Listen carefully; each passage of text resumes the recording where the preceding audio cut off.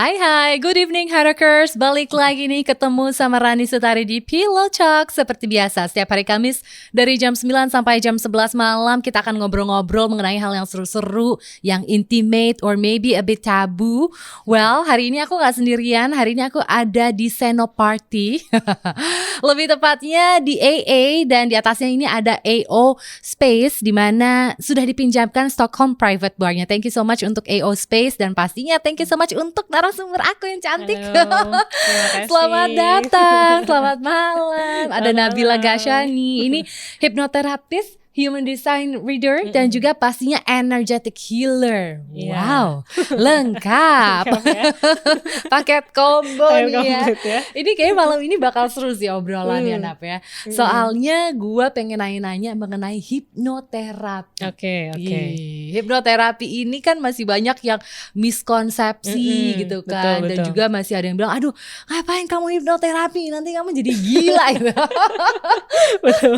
Ya karena boleh gak sih? Tapi sebelum kita ke sana, aku juga pengen tahu gitu, alasannya seorang Nabila bisa ujuk-ujuk punya profesi yang menurut aku unik gitu ya. Memang mengenai hal-hal yang energetik gitu, terus yang kayaknya ingin memperbaiki masa lalu juga, dan mungkin masa depan. Sebenarnya kenapa nih Nap bisa sampai menjadi seorang hipnoterapis, energy healer, ya kan, sampai human design reader?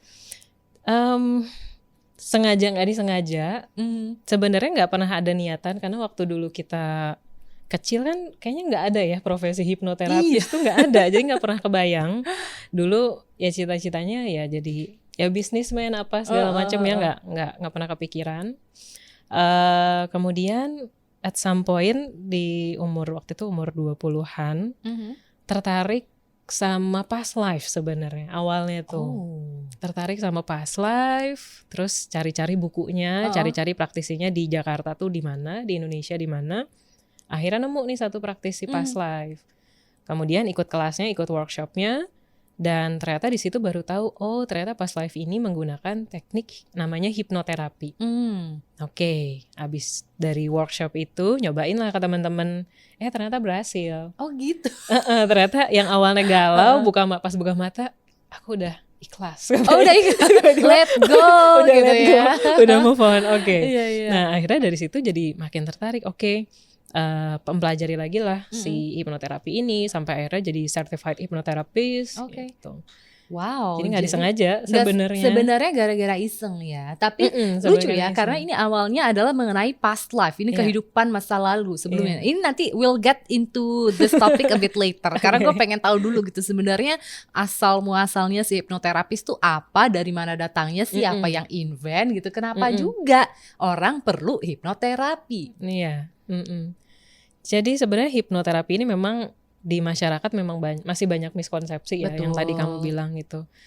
Sebenarnya hipnoterapi itu adalah proses terapi menggunakan teknik hipnosis, menggunakan verbal, menggunakan panduan secara verbal yang tujuannya untuk relax, biar si kliennya bisa relax. Karena ketika dia relax, kita bisa lebih mendapat kejernihan di dalam diri. Kita bisa akses yang namanya subconscious gitu. Dan kunci utama hipnoterapi itu adalah orangnya mau. Orangnya mengizinkan, emang orangnya mau, niat, dan mengizinkan baru bisa diakses lah si subconscious mind-nya itu. Gitu. Makanya kenapa sih harus relax? Karena kan orang kalau kitanya dalam kondisi waspada, dia merasa tidak aman, otomatis tubuh kita akan proteksi. Kita nggak mau kebuka. Jadi harus aman dulu. Dan ketika rasa aman itu sudah muncullah rasa nyaman. Ketika dia relax, dia nyaman, barulah dia bisa membuka diri dia. Dia bisa mengakses data yang ada di dalam diri dia sendiri. I see. Jadi sebenarnya fungsinya untuk mengakses data yang udah kita store di badan dan pikiran dan emosi gitu ya, untuk ya tadi gitu kayak memperbaiki apa yang perlu diperbaikin, ibaratnya gitu kan. Betul. Tapi tadi Nabila juga ngomong satu hal yang menarik gitu, harus ada keinginan dan kemauan keterbukaan dari si orangnya itu sendiri. Nah ini kan soalnya masih banyak juga nih yang bilang gitu, wah hipnoterapi itu jangan-jangan kayak orang-orang yang dihipnotis di mall-mall itu buat dikerjain kayak gendam-gendam gitu. Itu kan mereka nggak sadar atau nggak mau gitu loh. Betul. Sebenarnya tiba-tiba ditepok, terus tiba-tiba jadi ngikut ngasih pin ATM gitu. Ya, gimana tuh? Jadi memang berbeda tentunya. Kalau hipnoterapi sendiri memang tujuannya klinikal. Betul. Memang orangnya mau bersedia sehingga dia bisa membuka diri. Jadi kalau ada yang bilang kayak sama kayak gendam gitu, atau misalkan kayak di TV-TV nanti aku ngomongin hal yang nggak perlu gitu kan. Nah itu beda, sebenarnya beda konsep, beda teknik juga gitu. Oke, jadi itu enggak sama ya? Tidak sama, berbeda. Bukan dihipnotis tiba-tiba gitu, enggak ya? Berarti sebenarnya kalau dari hipnoterapinya sendiri kan memang harus dikerjakan sama orang yang memang berpengalaman, sudah tersertifikasi juga, gitu ya Nap ya. Nah ini ada apa namanya, mungkin Harokers bisa juga kalau pengen tertarik gitu, misalnya kayaknya gue butuh deh, itu satu gitu, taunya itu kapan gitu, kalau dia sudah butuh si terapi itu, dan perginya tuh harusnya kemana sih gitu.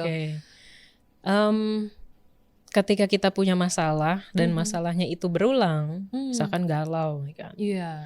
Udah nyoba kesana kemari kok belum ikhlas gitu kan, belum bisa move on. Nah mungkin disitulah waktunya kamu untuk minta pertolongan, bantuan dari professional helps yang bisa membantu mengurai sebenarnya masalahnya itu apa. Pokoknya intinya kalau ada pola yang berulang dan kamu sudah berusaha tapi nggak beres-beres, nah mungkin disitulah waktunya. Berarti ada pola berulang ya. Coba Harokers yang mungkin kayak kuncinya aku itu.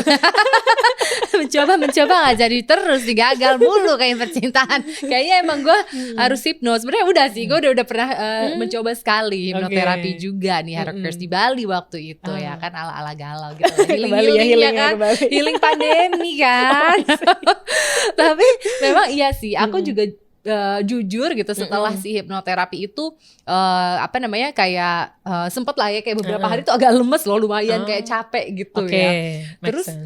Terus katanya disuruh nunggu kayak beberapa hari atau sampai 1 minggu untuk nanti kayak gue lupa namanya apa tuh Nap, katanya kayak reattach lagi gitu nanti entah apanya gue itu apa sih. Jadi kalau misalkan habis hipno dan lemas udahnya itu karena ibaratnya gini, bertahun-tahun kita bawa beban berat. Entah itu beban beratnya karena marah, entah patah hati segala macam, itu kan beban. Itu ngabisin energinya kita. Ngabisin atensinya kita, otomatis energi kita. Nah, ketika kita melakukan terapi, energi yang jadi beban itu terlepas. Ibaratnya kamu biasa bawa ransel berat, tiba-tiba dilepas. Otomatis kan kayak lega.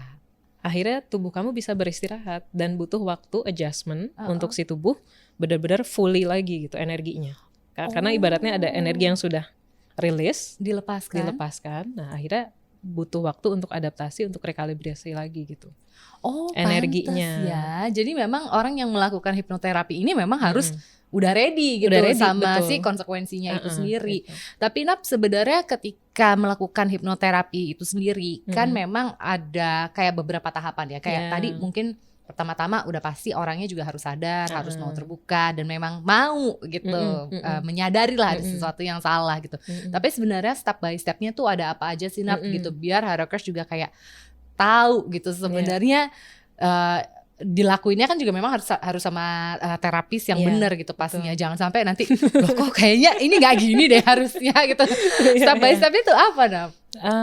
Step-stepnya gini. Kenapa sih hipnoterapi ini bisa jadi salah satu metode yang membantu?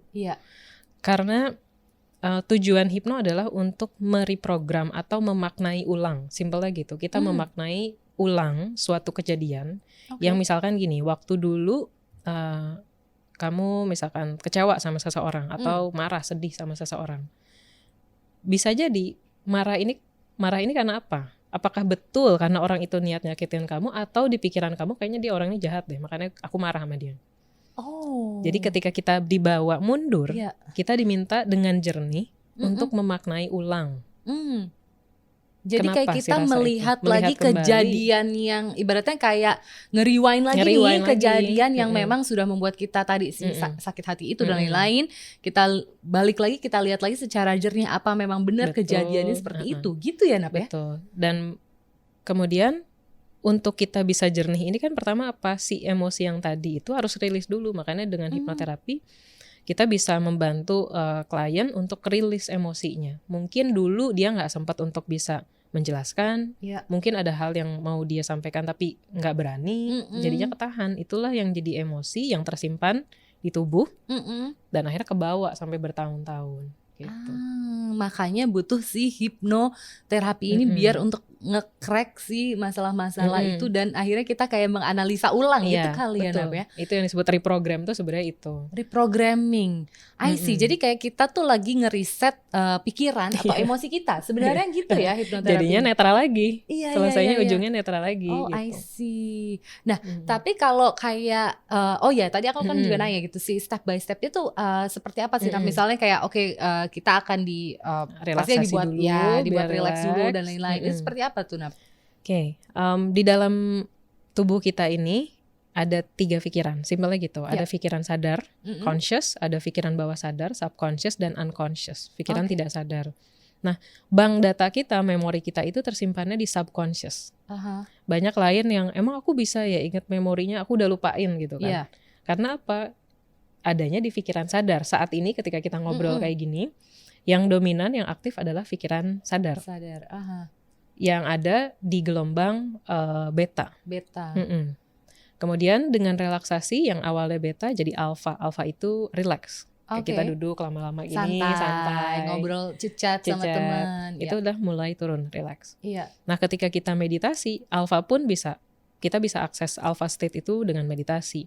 Lebih dalamnya lagi dari alpha yaitu adalah theta. Theta ini adalah subconscious mind tadi ya, theta alam bawah ini sadar ya. Kita itu deep relaxation. Tadi ketika tubuh kita relax, area kritis kita sudah relax, dia nggak berjaga, akhirnya apa? Dia santai. Mau apapun yang datang dia bisa open. Misalkan kita request, aku pengen tahu dong kapan pertama kali aku merasa nggak pede. Nanti muncul sendiri memorinya di benak, di kepala kita tiba-tiba muncul satu adegan. Ketika kita meditasi juga gitu kan. Ada tiba-tiba kok muncul adegan yang lama banget nih gitu. Nah, si visual itu, memori itu muncul pasti ada sebabnya. Nah, makanya kita harus nemuin keyword yang tepat.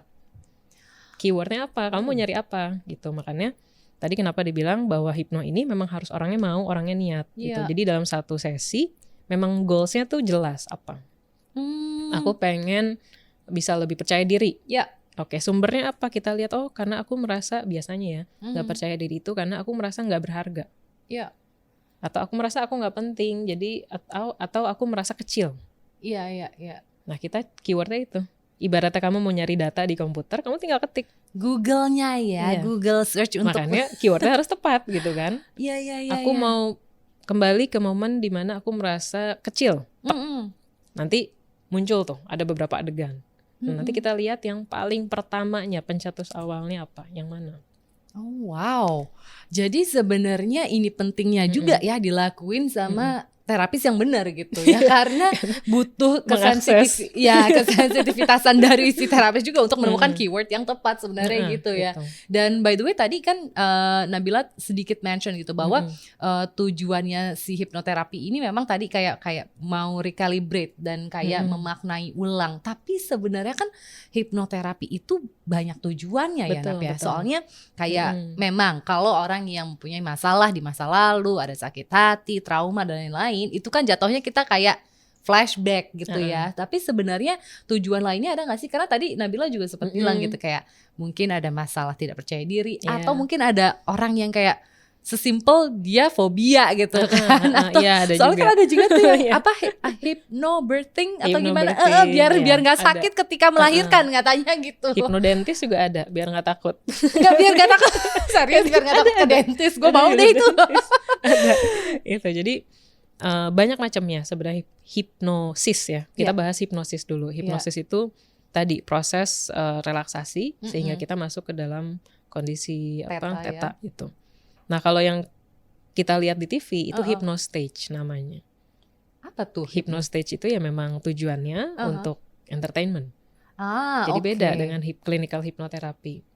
Ada hipnodentis, ada hypnobirthing gitu. Ada yang formal dan informal.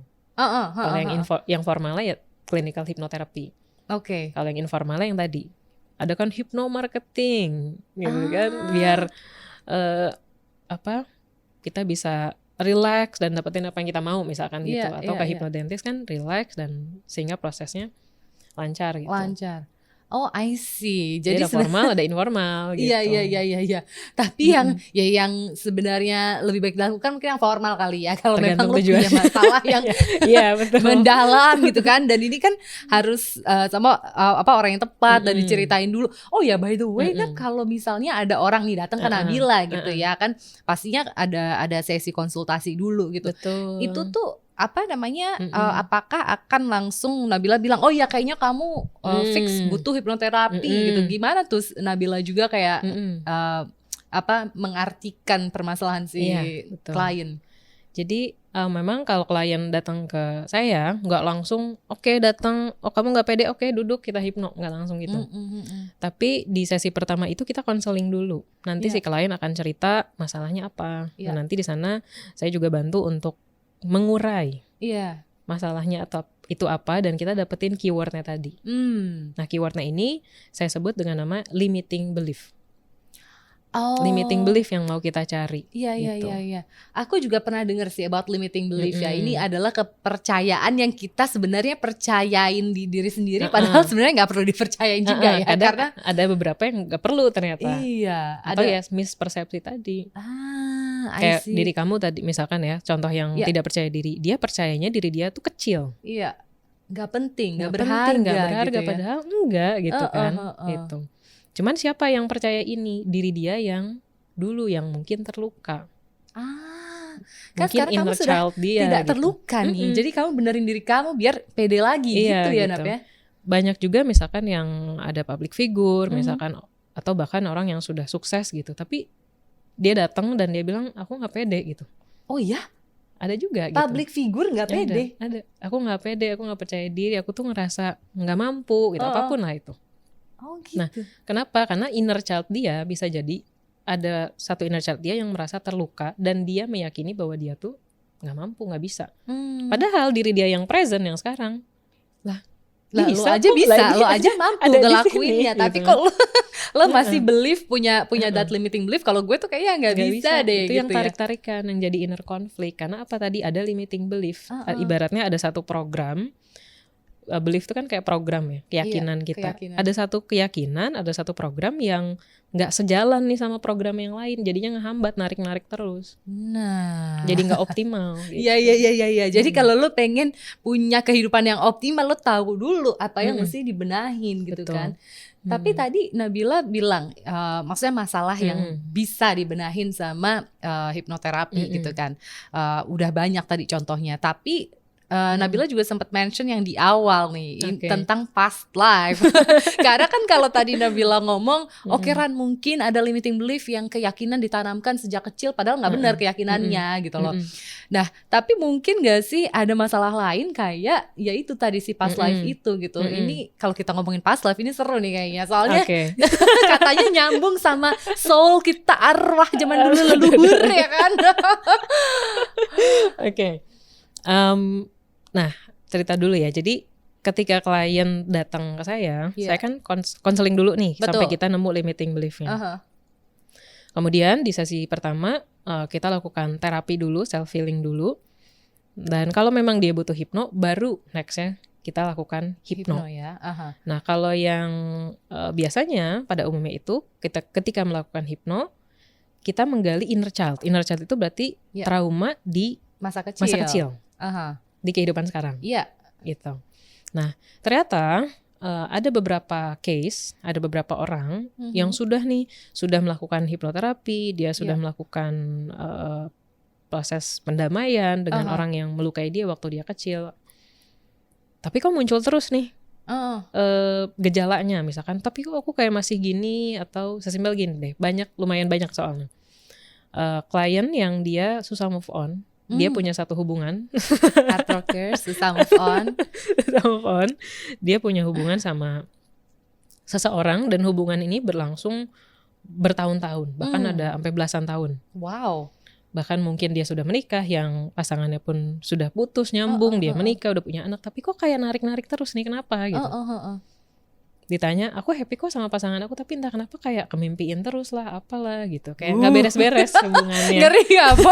Udah nikah punya anak tapi masih mimpiin mantan. Hey, siapakah itu?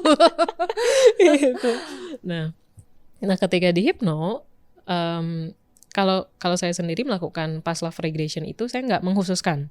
Saya nggak bilang bahwa hari ini kita akan melakukan past life. Tapi saya tetap dengan keyword kita akan cari ke akar masalahnya ini. Misalkan kenapa kamu terus merasa tidak berharga? Iya. Nanti saya hitung 3, 2, 1, tek. Nah, nanti kalau past life visual yang muncul berbeda. Misalkan orang Indonesia di Jawa gitu ya. Tiba-tiba memori yang muncul, kok aku kayak di hutan, di pegunungan, tapi kok kayak ada salju ya. Nah, kan udah beda tuh settingan. Tiba-tiba ada di alam lain ada gitu di alam ya. lain gitu. Bahkan ada juga beberapa yang misalkan di kehidupan sekarang perempuan, ternyata pas lihat past life-nya, kok aku kayak anak kecil laki-laki ya gitu. Bisa kayak gitu. Iya. Jadi sebenarnya si past life regression ini bisa melihat keadaan atau mungkin apa nih kita ngomongnya, is it our soul yang zaman dulu apa namanya, terus kita bereinkarnasi lagi menjadi orang yang sekarang, atau gimana nih? Oke, jadi untuk past life ini kan memang ada beberapa teori sebenarnya. Kalau orang yang percaya reinkarnasi ya silahkan mempercayai bahwa itu adalah reinkarnasi, di mana tubuh kita mengalami suatu perjalanan, kita belajar gitu kan, sehingga kita masuk ke dalam tubuh dan cerita yang berbeda-beda, yang tujuannya bikin kita belajar, untuk kita belajar.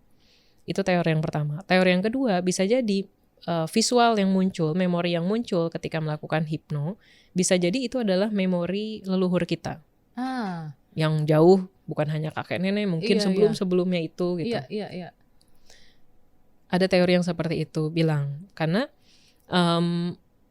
perasaan itu kan energi. Energi itu kekal. Kalau misalkan ada hal yang menghambat, itu bisa kebawa sampai sekarang gitu, dan tersimpan di DNA kita, di sel-sel kita. Memori itu kan tersimpan. Iya. Jadi visual yang muncul bisa jadi memori Dari memori yang di-store di DNA kita, di badan dan pikiran dan emosi kita, karena ini ada dari leluhur kita juga. Jadi mungkin aja ya, misalnya kayak si leluhurnya kayak punya dendam tidak terbalaskan gitu kan, terus nanti bisa turun-temurun ke kita juga bisa, ya. Gitu. Oh wow. Atau ada juga teori ketiga, ceritanya di alam semesta ini ada namanya collective unconscious. Ini adalah cloud, bank data. Semua informasi yang ada di alam semesta ini tersimpan di situ. Namanya collective unconscious. Nah, ketika kita melakukan past life regression, bisa jadi subconscious kita, dia memilih satu cerita yang ada di bank data tersebut, yang relate, yang berhubungan dan bermanfaat untuk kita pelajari. Untuk saat ini. Untuk saat ini. Sekarang ini. Wow. Jadi pas dilakukan hipno, akhirnya kita kan melihat kejadian itu dan kita jadi punya realisasi, punya kesadaran baru. I see. Gitu. Jadi sebenarnya secara tidak langsung kayak memilih sendiri nih jalan yang mau kita ambil gitu untuk mempelajari. Wow, sebenarnya memang ya rumit ya hidup ini. Makanya kalau dalam sesi past life kan banyak yang apa tuh past life, masih itu saya jelasin dulu, dan saya selalu minta jangan terpatok sama ceritanya. Misalkan dulu aku raja di mana, di kerajaan mana, di negara mana gitu. Jangan berpatok ke situ. Tapi kamu dapat apa dari sini? Pelajarannya apa? Gak usah mikirin kamu dulu jadi apa, dia gimana, karena nggak ada yang bisa dibuktiin. Iya. Mau gimana, mau maksa buktiin susah juga gitu. Mungkin ada beberapa yang ternyata bisa dibuktikan, dia googling, ternyata benar nih ada nama ini nih di tahun ini, bisa jadi ada. Tapi kalau nggak ada, ya repot juga, ya ngapain gitu nyari ke situ. Tapi intinya lessonnya apa? Dari cerita itu ada pelajaran apa yang bisa kamu bawa ke kehidupan sekarang? I see. Gitu. Dan ketika kamu sudah mengambil pelajarannya, disitulah kamu sebenarnya sudah melakukan si self healing tersebut melalui pastinya hipnoterapi gitu. Tapi mungkin nggak sih Nap gitu, dari tadi kan Nabila ngejelasin memang ada beberapa tahapan hipnoterapi harus dilakukan dengan orang yang tepat juga, dan kamunya juga mau terbuka. Tapi ada nggak sih teknik yang bisa dilakukan juga sama hard rockers mungkin secara simpel gitu, yang kayaknya gue belum bisa nih ke hipnoterapi dulu, karena juga ada orang yang kayaknya gue orangnya agak-agak tertutup nih, belum bisa bercerita gitu. Ada nggak sih teknik yang bisa dipelajari? Saat ini tuh proses healing tuh berkembang ya. bukan hanya secara, karena kita ilmunya juga sudah mulai berkembang, orang mulai sadar nih masalah kita ini bisa jadi karena fisik, atau secara mental emosi, atau secara energetik, secara energi. Dan ketiga bagian tubuh ini tuh saling terhubung satu sama lain. Ketika misalkan kita lagi bete, otomatis tubuh lemes misalkan, otomatis auranya juga nggak mancar. Simpelnya kayak gitu. Nah, kalau misalkan aku tahu nih aku tuh ada masalah mental emosi, tapi aku kayaknya belum siap cerita deh. Kayaknya terlalu private dan aku misalkan nggak percaya misalkan. Betul. Belum ada orang yang bisa aku percaya untuk cerita. Bisa juga dengan apa? Dengan olahraga juga ngebantu secara fisik. Oh, karena kita menggerakkan menggerakkan emosi. Kita menggerakkan tubuh kita. Atau secara energetik bisa juga melakukan energy therapy. Jadi diselaraskan lagi energi di tubuh. Emosi adalah energi. Emotion is energy in motion. Gitu. Ketika melakukan energy therapy, kita jadi bisa ngerasa ada yang terhambat nih misalkan di sini, misalkan ketika dilakukan kok ada kayak di hati ini, di dada kayak ganjelan, gak enak gitu. Nah, nanti si terapisnya akan membantu menyelaraskan, mentransformasikan energi itu. I see. Jadi dengan adanya si energy healing ini yang dilakukan sama terapis, pastinya itu bisa tanpa bercerita lah ya. Ini ada metode lain biar hardworkers mungkin bisa punya opsi gitu untuk menyelaraskan kayak energi gua unbalance. Nah, itu bisa juga melakukan energetic healing gitu ya. Betul. Tapi aku juga kemarin sempat ngeliat di Instagramnya Nabila juga kamu punya teknik sendiri ya katanya. Ini boleh dikasih tahu nggak sedikit buat hardworkers?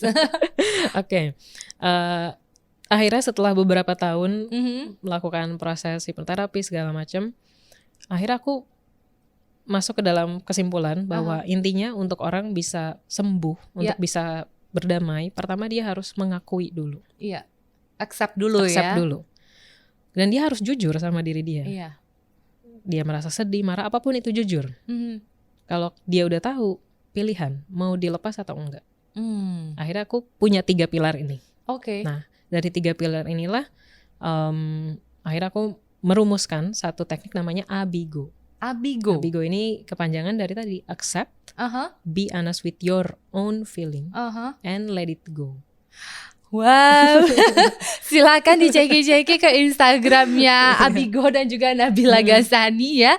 Mungkin hardworkers harus mengaccept dan juga be true to your own feelings dan let it go. Kalau masih nggak bisa juga silahkan ke energetic healer, boleh ya di hipnoterapi. Siapa tahu di past life-nya hardworkers ada sesuatu yang mengganjal dari leluhur sana.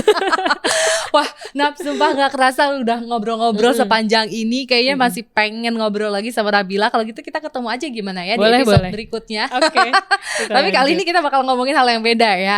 Thank you so much by the way buat hardworkers yang dari tadi udah dengerin Pillow Talks di Hard Rock FM. Pastinya jangan lupa juga kalau mungkin tadi ketinggalan sama obrolannya, nggak apa-apa, nanti akan muncul video dan juga audionya ya.